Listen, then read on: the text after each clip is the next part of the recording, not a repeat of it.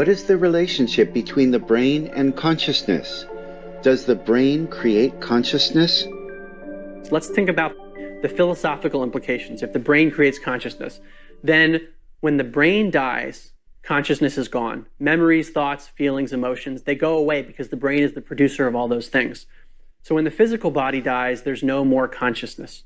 However, if consciousness is fundamental, it's like a whirlpool that stops being a whirlpool, the water dissolves into the broader stream, it doesn't leave the stream, it simply transitions into a new form. So the notion that we are not finite beings has big implications for how we think about our own lives and the importance of what we're doing in a physical body. The Curious Relationship Between the Brain and Consciousness, Part 1 of 3. Continue watching to find out more.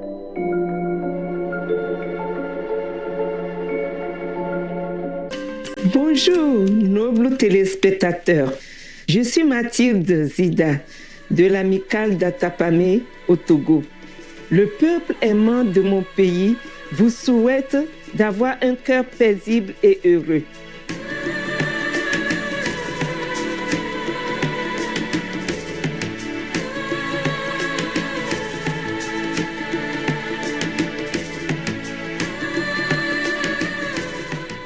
Dans le programme d'aujourd'hui, nous attendrons M. Marc Gobert, l'auteur de La fin de la réflexion à l'envers et l'animateur du nouveau podcast Où est mon esprit?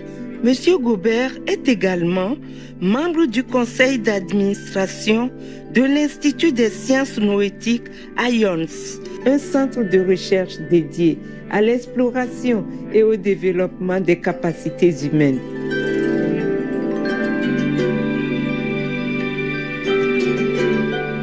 Monsieur Gobert, qui était autrefois banquier à Wall Street, est actuellement un partenaire commercial du Sherpa Technology Group, une banque d'investissement et de stratégie axée sur la technologie.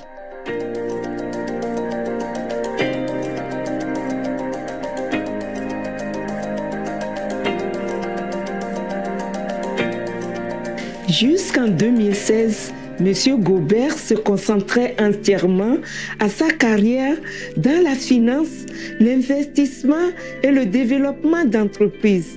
Puis, sa vie a pris un tournant soudain et il s'est retrouvé plongé dans l'étude de la conscience. Il explique ce qui l'a amené à ce changement dramatique.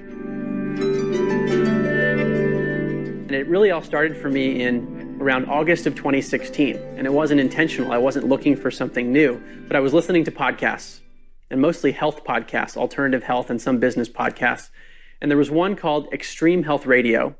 And a woman was interviewed on the show named Laura Powers, who talked about her own psychic abilities and her ability to communicate with non-physical beings. And she said she did this professionally. Like this was actually something that she was experiencing all the time. And I had never heard someone talk about those topics in a semi-serious way, and she was very serious. So I was wondering, is she delusional or is there some reality to what she's saying? And I was curious enough after that interview to then listen to her podcast, which is called Healing Powers. And over the course of about 3 weeks, I ended up listening to all of her episodes from 2011 to 2016.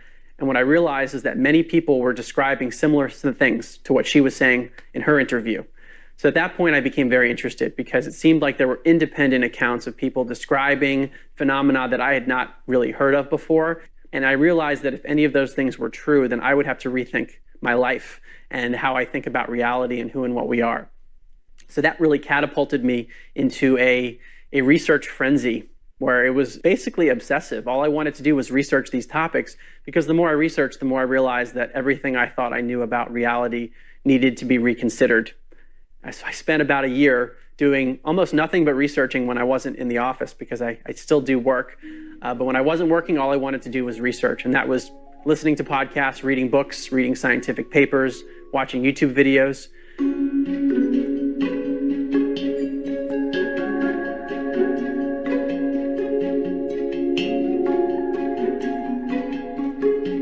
Après environ 1 an d'études intensives, M. Gobert a commencé à réfléchir à la ligne de conduite qu'il devrait prendre.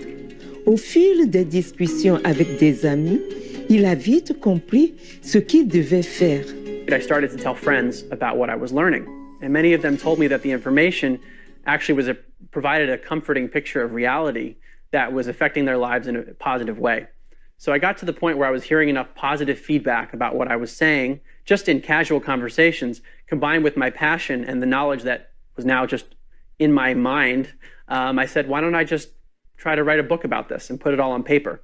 And that was in July of 2017, where I said, okay, I'm going to try to write a book. And I took 4th of July weekend that year, which was a long holiday weekend here in the US. And I said, I'm going to basically pull an investment banker weekend where I do nothing but write and barely sleep. So I spent 4 days writing and ended up writing more than half the book over that long weekend. And over the next few weekends, finished the first draft of the manuscript. So it was a very quick transition for me, going from summer of 2016, not knowing anything about these topics, to 2017, writing a first draft of a book. And now here we are with a book on the topic and a podcast in which I've now interviewed 50 world-leading experts on these topics.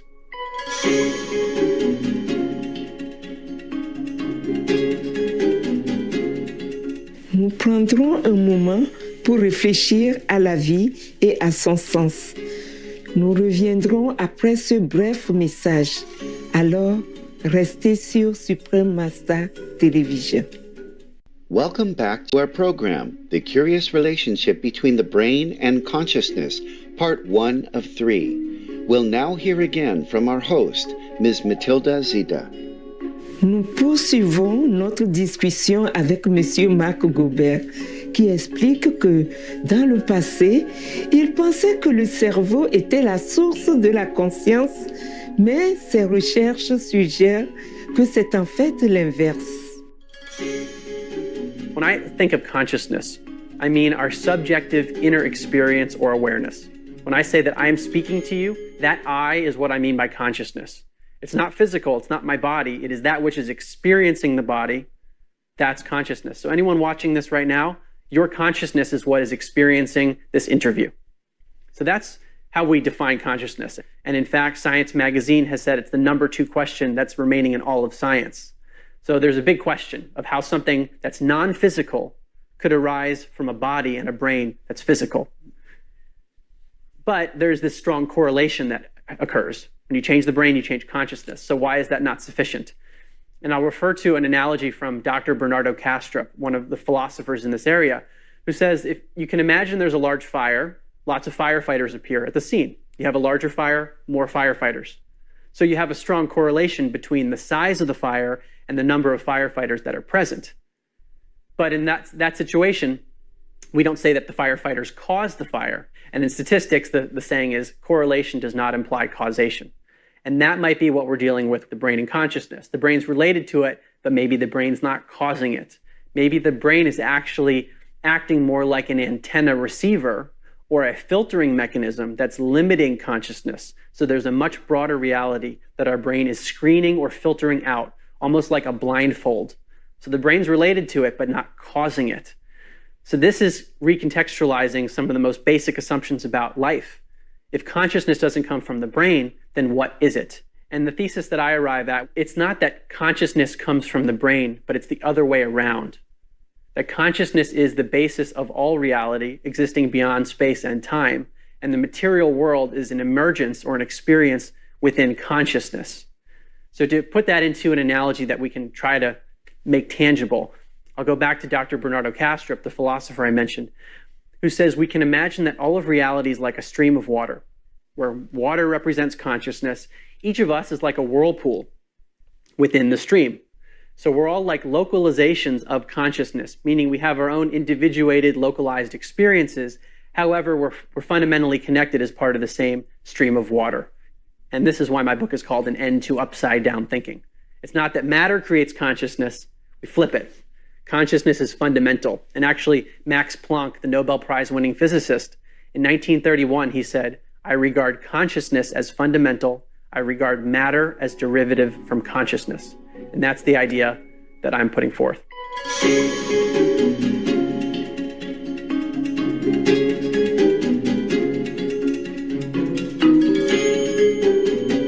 Let's think about the philosophical implications. If the brain creates consciousness, then when the brain dies, consciousness is gone. Memories, thoughts, feelings, emotions, they go away because the brain is the producer of all those things. So when the physical body dies, there's no more consciousness. However, if consciousness is fundamental, it's like a whirlpool that stops being a whirlpool, the water dissolves into the broader stream, it doesn't leave the stream, it simply transitions into a new form. So the notion that we are not finite beings has big implications for how we think about our own lives and the importance of what we're doing in a physical body.